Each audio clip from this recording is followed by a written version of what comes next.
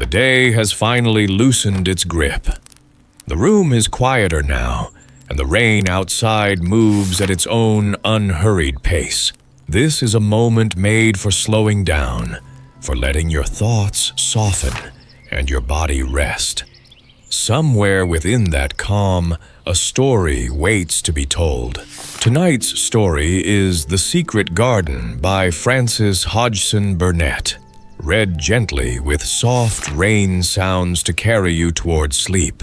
These readings belong to The Sleepy Story, a place where stories are not rushed and listening takes no effort at all.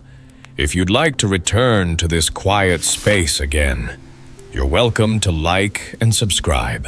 For now, there's nothing you need to follow or remember. Just rest here for a while. When you're ready, the story will begin.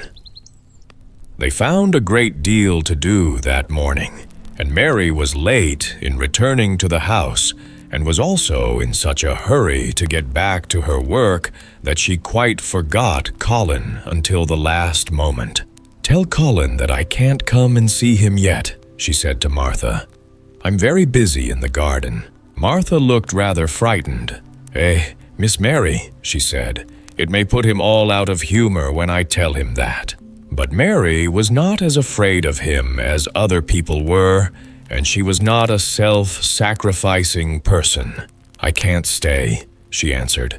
"Dickon's waiting for me," and she ran away. The afternoon was even lovelier and busier than the morning had been. Already, nearly all the weeds were cleared out of the garden, and most of the roses and trees had been pruned or dug about. Dickon had brought a spade of his own, and he had taught Mary to use all her tools, so that by this time it was plain that though the lovely wild place was not likely to become a gardener's garden, it would be a wilderness of growing things before the springtime was over. "There'll be apple blossoms and cherry blossoms overhead," Dickon said, working away with all his might. "And there'll be peach and plum trees in bloom against the walls, and the grass'll be a carpet of flowers." The little fox and the rook were as happy and busy as they were, and the robin and his mate flew backward and forward like tiny streaks of lightning. Sometimes the rook flapped his black wings and soared away over the treetops in the park. Each time he came back and perched near Dickon and cawed several times, as if he were relating his adventures, and Dickon talked to him just as he had talked to the robin. Once when Dickon was so busy that he did not answer him at first, Soot flew on to his shoulders and gently tweaked his ear with his large beak.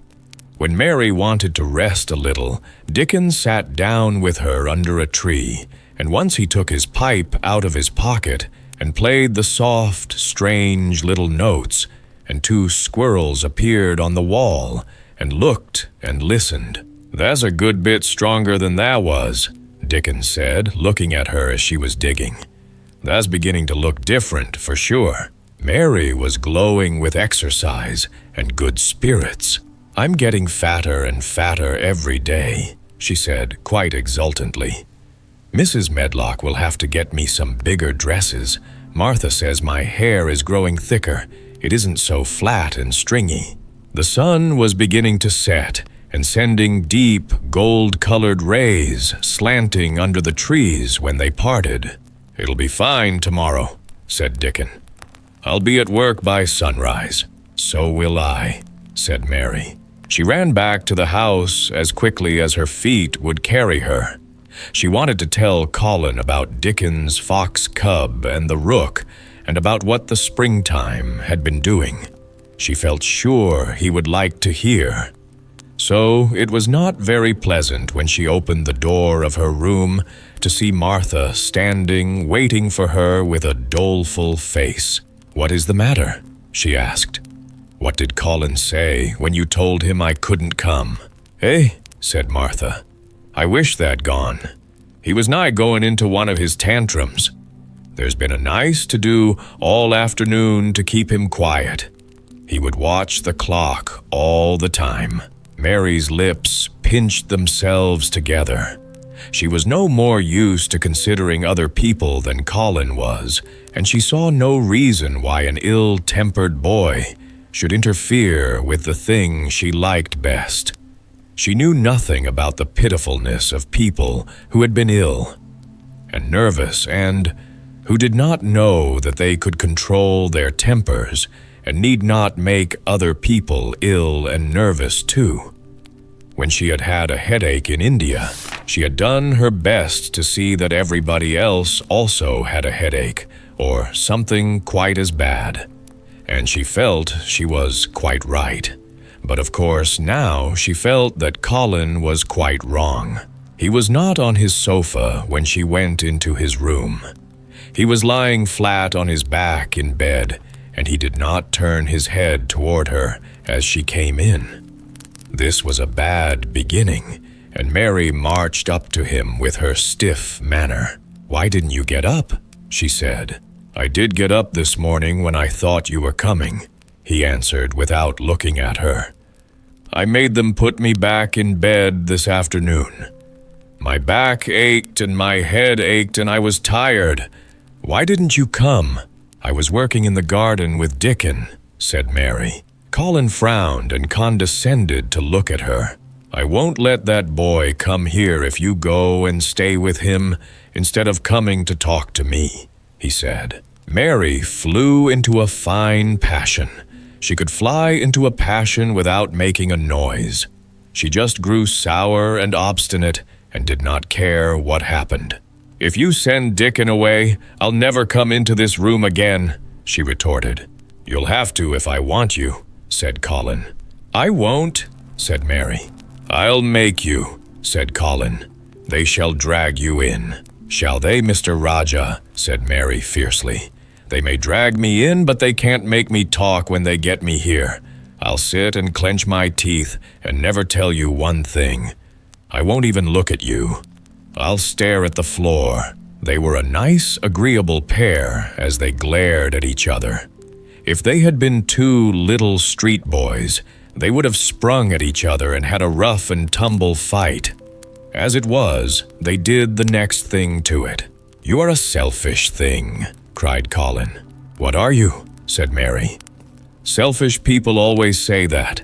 Anyone is selfish who doesn't do what they want. You're more selfish than I am.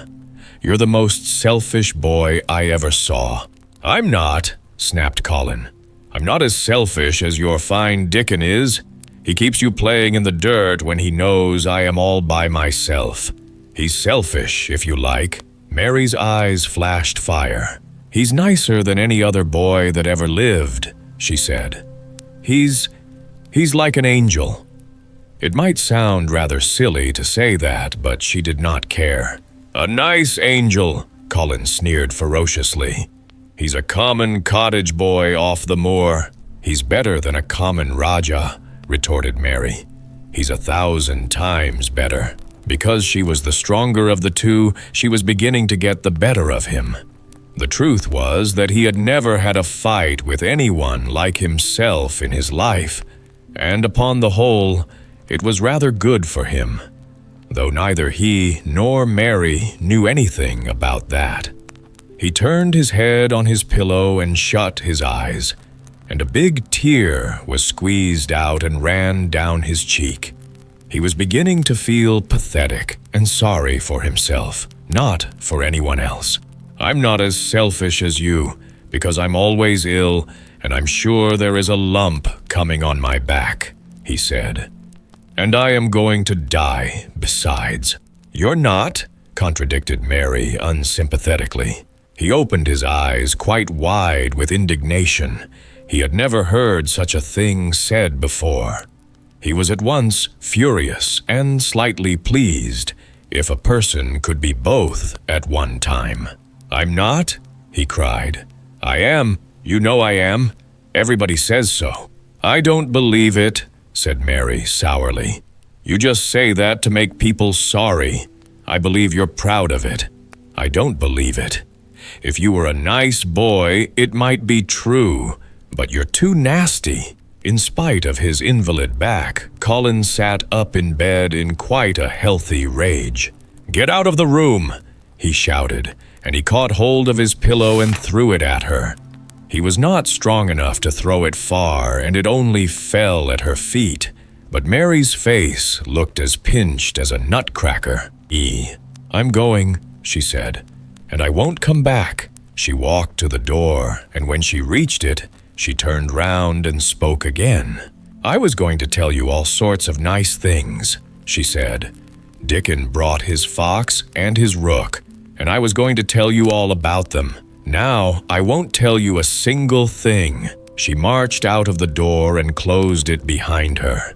And there, to her great astonishment, she found the trained nurse standing as if she had been listening, and, more amazing still, she was laughing. She was a big, handsome young woman who ought not to have been a trained nurse at all, as she could not bear invalids, and she was always making excuses to leave Colin to Martha or anyone else who would take her place. Mary had never liked her, and she simply stood and gazed up at her as she stood, giggling into her handkerchief. "What are you laughing at?" she asked her. "At you two young ones," said the nurse. "It's the best thing that could happen to the sickly, pampered thing, to have someone to stand up to him that's as spoiled as himself." And she laughed into her handkerchief again. "If he'd had a young vixen of a sister to fight with, it would have been the saving of him. Is he going to die?" "I don't know, and I don't care," said the nurse. "Hysterics and temper are half what ails him." "What are hysterics?" asked Mary. "You'll find out if you work him into a tantrum after this, but at any rate, you've given him something to have hysterics about, and I'm glad of it." Mary went back to her room, not feeling at all as she had felt when she had come in from the garden. She was cross and disappointed, but not at all sorry for Colin. She had looked forward to telling him a great many things, and she had meant to try to make up her mind whether it would be safe to trust him with the great secret. She had been beginning to think it would be, but now she had changed her mind entirely. She would never tell him, and he could stay in his room and never get any fresh air and die if he liked. It would serve him right. She felt so sour and unrelenting that for a few minutes she almost forgot about Dickon, and the green veil creeping over the world, and the soft wind blowing down from the moor. Martha was waiting for her, and the trouble in her face had been temporarily replaced by interest and curiosity. There was a wooden box on the table, and its cover had been removed and revealed that it was full of neat packages. "Mr. Craven sent it to you," said Martha. "It looks as if it had picture books in it." Mary remembered what he had asked her the day she had gone to his room. "Do you want anything? Dolls? Toys? Books?" She opened the package, wondering if he had sent a doll, and also wondering what she should do with it if he had. But he had not sent one. There were several beautiful books, such as Colin had, and 2 of them were about gardens and were full of pictures. There were 2 or 3 games, and there was a beautiful little writing case with a gold monogram on it, and a gold pen and inkstand. Everything was so nice that her pleasure began to crowd her anger out of her mind. She had not expected him to remember her at all, and her hard little heart grew quite warm. "I can write better than I can print," she said, "and the first thing I shall write with that pen will be a letter to tell him I am much obliged." If she had been friends with Colin, she would have run to show him her presents at once, and they would have looked at the pictures and read some of the gardening books, and perhaps tried playing the games. And he would have enjoyed himself so much he would never once have thought he was going to die, or have put his hand on his spine to see if there was a lump coming. He had a way of doing that which she could not bear. It gave her an uncomfortable, frightened feeling, because he always looked so frightened himself. He said that if he felt even quite a little lump someday, he should know his hunch had begun to grow. Something he had heard Mrs. Medlock whispering to the nurse had given him the idea, and he had thought over it in secret until it was quite firmly fixed in his mind. Mrs. Medlock had said his father's back had begun to show its crookedness in that way when he was a child. He had never told anyone but Mary that most of his tantrums, as they called them, grew out of his hysterical, hidden fear. Mary had been sorry for him when he had told her. He always began to think about it when he was cross or tired, she said to herself. And he has been cross today. Perhaps he has been thinking about it all afternoon. She stood still, looking down at the carpet and thinking. I said I would never go back again. She hesitated, knitting her brows. But perhaps, just perhaps, I will go and see, if he wants me. In the morning. Perhaps he'll try to throw his pillow at me again. But I think I'll go. She had got up very early in the morning and had worked hard in the garden, and she was tired and sleepy. So as soon as Martha had brought her supper and she had eaten it, she was glad to go to bed.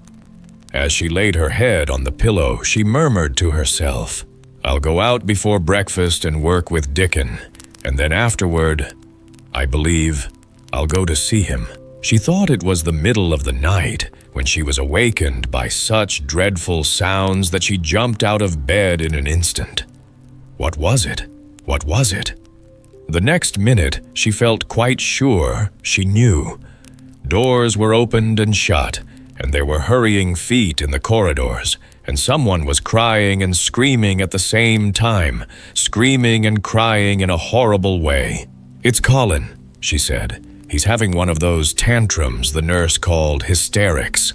How awful it sounds. As she listened to the sobbing screams, she did not wonder that people were so frightened that they gave him his own way in everything, rather than hear them. She put her hands over her ears and felt sick and shivering. I don't know what to do. I don't know what to do, she kept saying. I can't bear it. Once she wondered if he would stop if she dared go to him, and then she remembered how he had driven her out of the room and thought that perhaps the sight of her might make him worse. Even when she pressed her hands more tightly over her ears, she could not keep the awful sounds out. She hated them so, and was so terrified by them that suddenly they began to make her angry, and she felt as if she should like to fly into a tantrum herself and frighten him as he was frightening her. She was not used to anyone's tempers but her own. She took her hands from her ears and sprang up and stamped her foot. He ought to be stopped. Somebody ought to make him stop. Somebody ought to beat him, she cried out. Just then she heard feet almost running down the corridor, and her door opened and the nurse came in. She was not laughing now by any means. She even looked rather pale. He's worked himself into hysterics, she said in a great hurry. He'll do himself harm. No one can do anything with him. You come and try, like a good child. He likes you. He turned me out of the room this morning, said Mary, stamping her foot with excitement. The stamp rather pleased the nurse. The truth was that she had been afraid she might find Mary crying and hiding her head under the bedclothes. That's right, she said. You're in the right humor. You go and scold him. Give him something new to think of. Do go, child, as quick as ever you can. It was not until afterward that Mary realized that the thing had been funny as well as dreadful, that it was funny that all the grown-up people were so frightened that they came to a little girl just because they guessed she was almost as bad as Colin himself. She flew along the corridor, and the nearer she got to the screams, the higher her temper mounted. She felt quite wicked by the time she reached the door. She slapped it open with her hand and ran across the room to the 4-posted bed. "You stop," she almost shouted. "You stop. I hate you. Everybody hates you. I wish everybody would run out of the house and let you scream yourself to death. You will scream yourself to death in a minute, and I wish you would." A nice, sympathetic child could neither have thought nor said such things, but it just happened that the shock of hearing them was the best possible thing for this hysterical boy, whom no one had ever dared to restrain or contradict. He had been lying on his face, beating his pillow with his hands, and he actually almost jumped around. He turned so quickly at the sound of the furious little voice. His face looked dreadful, white and red and swollen, and he was gasping and choking. But savage little Mary did not care an atom. "If you scream another scream," she said, "I'll scream too. And I can scream louder than you can, and I'll frighten you. I'll frighten you." He actually had stopped screaming because she had startled him so. The scream, which had been coming, almost choked him. The tears were streaming down his face, and he shook all over. "I can't stop," he gasped and sobbed. I can't. "You can," shouted Mary. "Half that ails you is hysterics and temper. Just hysterics, hysterics, hysterics." And she stamped each time she said it. "I felt the lump. I felt it," choked out Colin. "I knew I should. I shall have a hunch on my back, and then I shall die." And he began to writhe again and turned on his face and sobbed and wailed, but he didn't scream. "You didn't feel a lump," contradicted Mary fiercely. "If you did, it was only a hysterical lump. Hysterics makes lumps. There's nothing the matter with your horrid back. Nothing but hysterics. Turn over and let me look at it." She liked the word hysterics and felt somehow as if it had an effect on him. He was probably like herself and had never heard it before. "Nurse," she commanded, "come here and show me his back this minute." The nurse, Mrs. Medlock, and Martha had been standing huddled together near the door, staring at her, their mouths half open. All three had gasped with fright more than once. The nurse came forward as if she were half afraid. Colin was heaving with great, breathless sobs. "Perhaps he won't let me," she hesitated in a low voice. Colin heard her, however, and he gasped out between two sobs. Show her. She'll see then." It was a poor, thin back to look at when it was bared. Every rib could be counted and every joint of the spine, though Mistress Mary did not count them as she bent over and examined them with a solemn, savage little face. She looked so sour and old-fashioned that the nurse turned her head aside to hide the twitching of her mouth. There was just a minute's silence, for even Colin tried to hold his breath, while Mary looked up and down his spine, and down and up, as intently as if she had been the great doctor from London. "There's not a single lump there," she said at last. "There's not a lump as big as a pin, except backbone lumps, and you can only feel them because you're thin. I've got backbone lumps myself, and they used to stick out as much as yours do, until I began to get fatter, and I am not fat enough yet to hide them. There's not a lump as big as a pin. If you ever say there is again, I shall laugh." No one but Colin himself knew what effect those crossly spoken childish words had on him. If he had ever had anyone to talk to about his secret terrors, if he had ever dared to let himself ask questions, if he had had childish companions and had not lain on his back in the huge closed house, breathing an atmosphere heavy with the fears of people who were most of them ignorant and tired of him, he would have found out that most of his fright and illness was created by himself.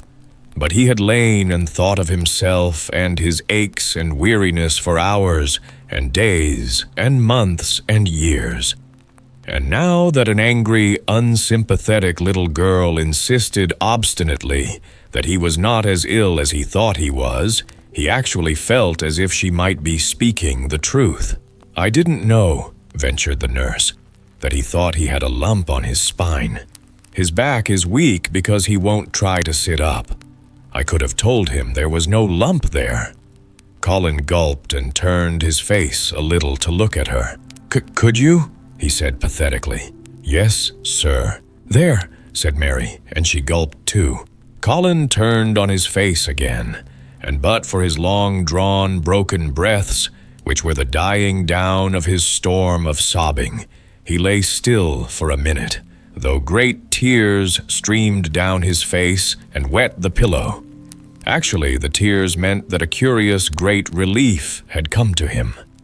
Presently, he turned and looked at the nurse again, and strangely enough, he was not like a Raja at all as he spoke to her.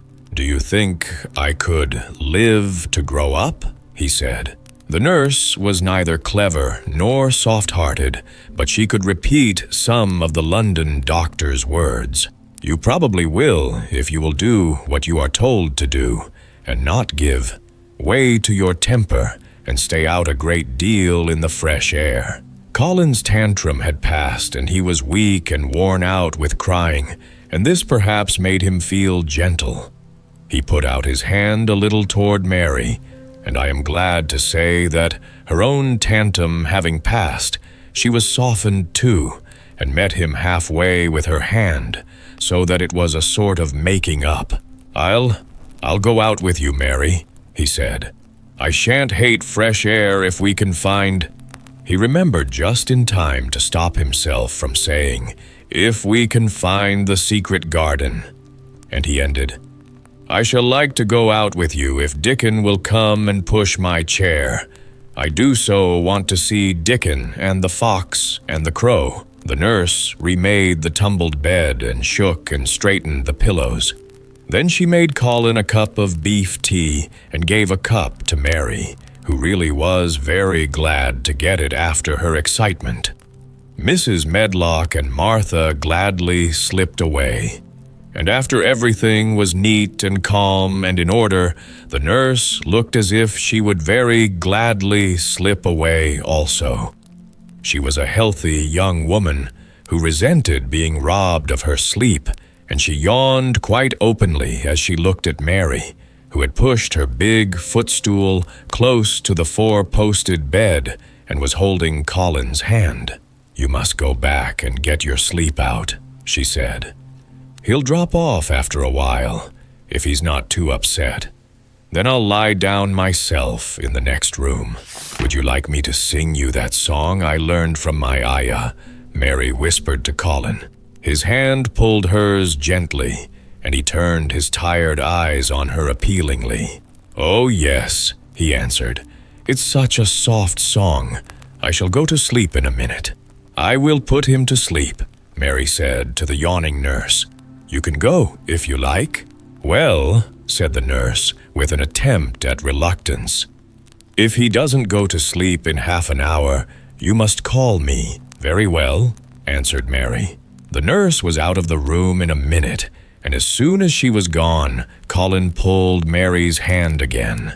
"I almost told," he said, "but I stopped myself in time. I won't talk, and I'll go to sleep, but you said you had a whole lot of nice things to tell me. Do you think you have found out anything at all about the way into the secret garden?" Mary looked at his poor little tired face and swollen eyes, and her heart relented. "Yes," she answered. "I think I have, and if you will go to sleep, I will tell you tomorrow." His hand quite trembled. "Oh, Mary," he said. "Oh, Mary, if I could get into it, I think I should live to grow up. Do you suppose that instead of singing the Aya song, you could just tell me softly, as you did that first day, what you imagine it looks like inside? I am sure it will make me go to sleep." "Yes," answered Mary.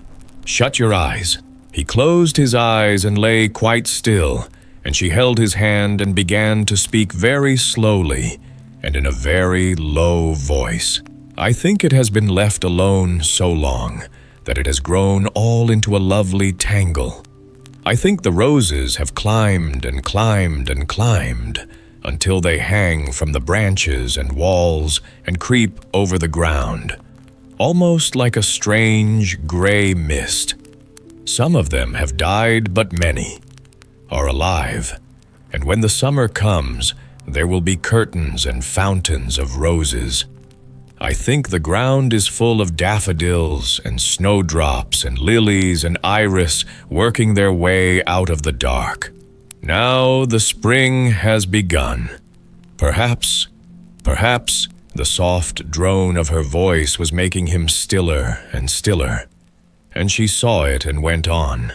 Perhaps they are coming up through the grass. Perhaps there are clusters of purple crocuses and gold ones, even now.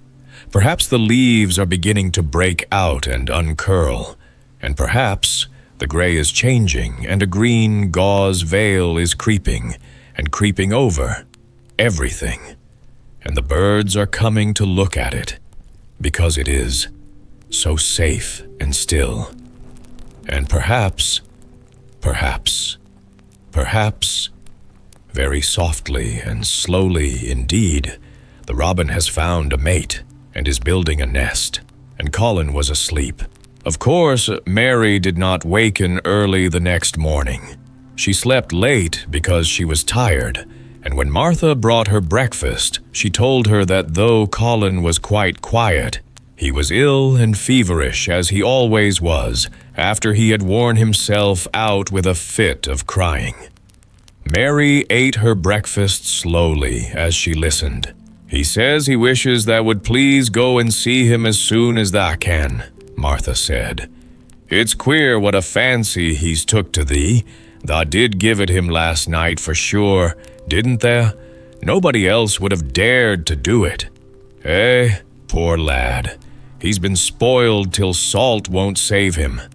Mother says as the two worst things as can happen to a child is never to have his own way, or always to have it.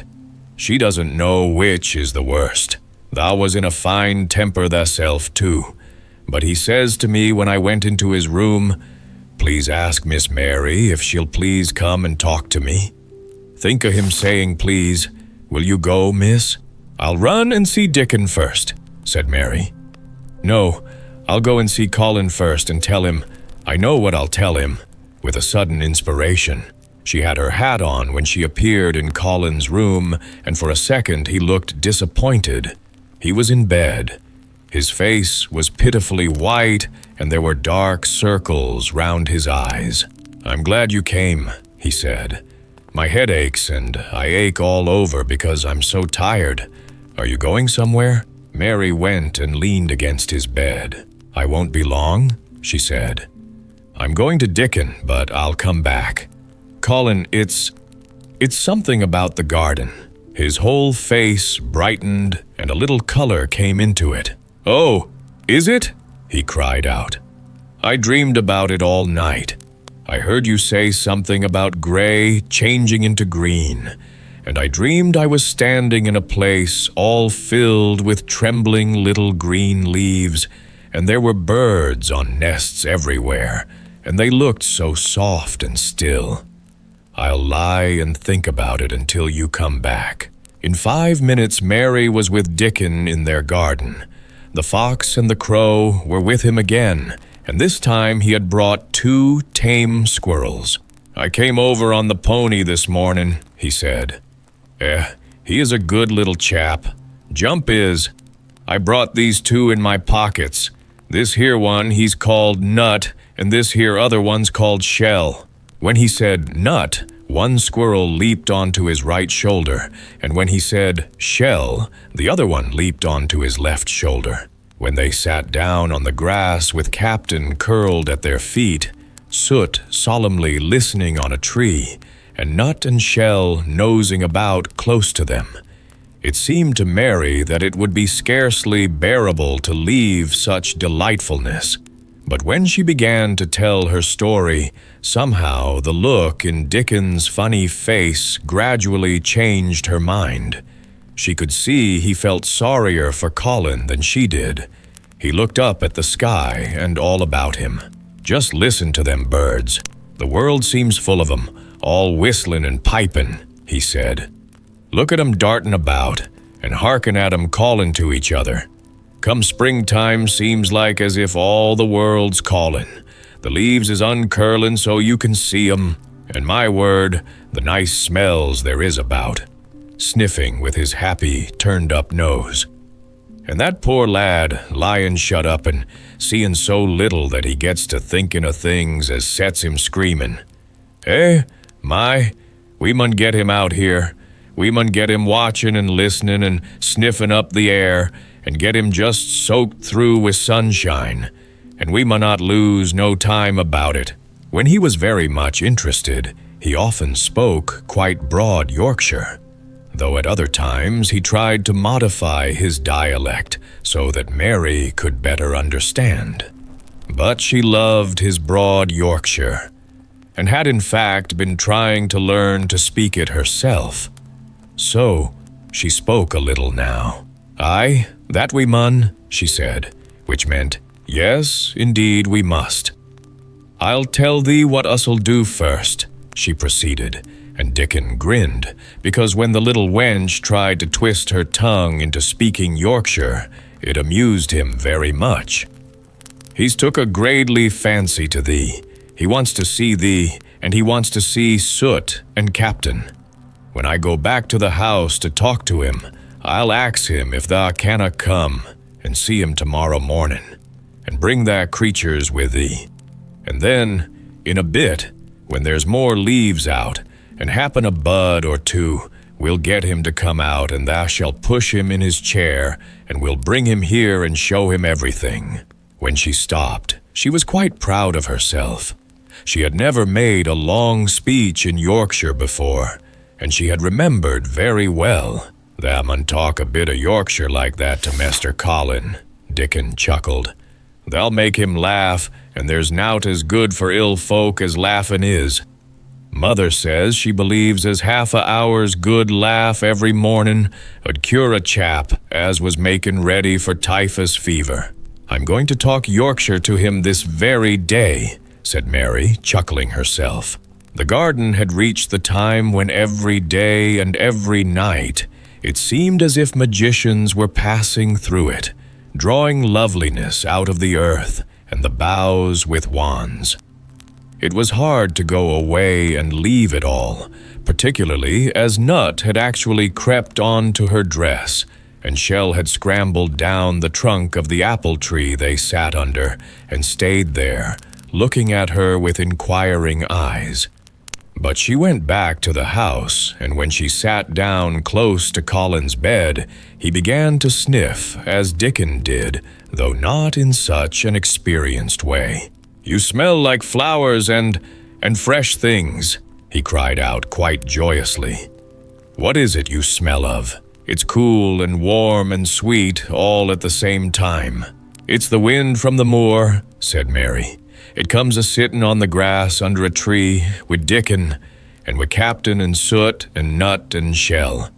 It's the springtime, and out-o-doors and sunshine as smells so greatly." She said it as broadly as she could, and you do not know how broadly Yorkshire sounds until you have heard someone speak it.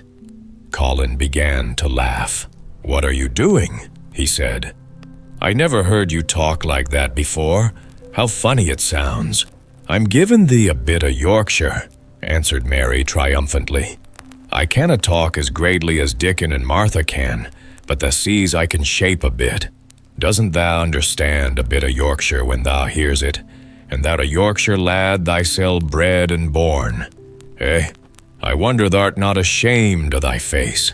And then she began to laugh too, and they both laughed until they could not stop themselves, and they laughed until the room echoed, and Mrs. Medlock, opening the door to come in, drew back into the corridor and stood listening amazed. "Well, upon my word," she said, speaking rather broad Yorkshire herself, because there was no one to hear her, and she was so astonished. "Whoever heard the like? Whoever on earth would have thought it?" There was so much to talk about. It seemed as if Colin could never hear enough of Dickon and Captain and Soot and Nut and Shell and the pony whose name was Jump. Mary had run round into the wood with Dickon to see Jump. He was a tiny little shaggy moor pony with thick locks hanging over his eyes and with a pretty face and a nuzzling velvet nose. He was rather thin with living on moor grass, but he was as tough and wiry as if the muscle in his little legs had been made of steel springs. He had lifted his head and whinnied softly the moment he saw Dickon, and he had trotted up to him and put his head across his shoulder, and then Dickon had talked into his ear, and Jump had talked back in odd little whinnies and puffs and snorts.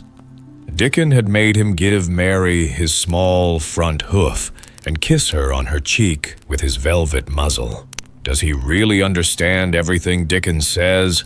Colin asked. "It seems as if he does," answered Mary. "Dickon says anything will understand if you're friends with it for sure, but you have to be friends for sure." Colin lay quiet a little while, and his strange gray eyes seemed to be staring at the wall, but Mary saw he was thinking. "I wish I was friends with things," he said at last, "but I'm not. I never had anything to be friends with, and I can't bear people." "Can't you bear me?" asked Mary. "Yes, I can," he answered. "It's funny, but I even like you." "Ben Weatherstaff said I was like him," said Mary. "He said he'd warrant we'd both got the same nasty tempers. I think you are like him too. We are all three alike, you and I and Ben Weatherstaff. He said we were neither of us much to look at, and we were as sour as we looked. But I don't feel as sour as I used to, before I knew the Robin and Dickon. Did you feel as if you hated people?" "Yes," answered Mary without any affectation. "I should have detested you if I had seen you before I saw the Robin and Dickon." Colin put out his thin hand and touched her. "Mary," he said, "I wish I hadn't said what I did about sending Dickon away. I hated you when you said he was like an angel, and I laughed at you, but perhaps he is." "Well, it was rather funny to say it," she admitted frankly, "because his nose does turn up, and he has a big mouth, and his clothes have patches all over them, and he talks broad Yorkshire. But if an angel did come to Yorkshire and live on the moor, if there was a Yorkshire angel, I believe he'd understand the green things and know how to make them grow, and he would know how to talk to the wild creatures as Dickon does, and they'd know he was friends for sure." "I shouldn't mind Dickon looking at me," said Colin. "I want to see him." "I'm glad you said that," answered Mary, because quite suddenly it came into her mind that this was the minute to tell him. Colin knew something new was coming. "Because what?" he cried eagerly. Mary was so anxious that she got up from her stool and came to him and caught hold of both his hands. "Can I trust you? I trusted Dickon because birds trusted him. Can I trust you? For sure, she implored. Her face was so solemn that he almost whispered his answer. Yes. Well, Dickon will come to see you tomorrow morning, and he'll bring his creatures with him." Oh, Colin cried out in delight. "But that's not all," Mary went on, almost pale with solemn excitement. "The rest is better. There is a door into the garden. I found it. It is under the ivy on the wall." If he had been a strong, healthy boy, Colin would probably have shouted, "Hooray! Hooray! Hooray!" But he was weak and rather hysterical. His eyes grew bigger and bigger, and he gasped for breath. "Oh, Mary," he cried out with a half-sob. "Shall I see it? Shall I get into it? Shall I live to get into it?" And he clutched her hands and dragged her toward him. "Of course you'll see it," snapped Mary indignantly. "Of course you'll live to get into it. Don't be silly." And she was so unhysterical and natural and childish that she brought him to his senses, and he began to laugh at himself. And a few minutes afterward, she was sitting on her stool again, telling him. Not what she imagined the secret garden to be like, but what it really was. And Colin's aches and tiredness were forgotten, and he was listening enraptured. "It is just what you thought it would be," he said at last.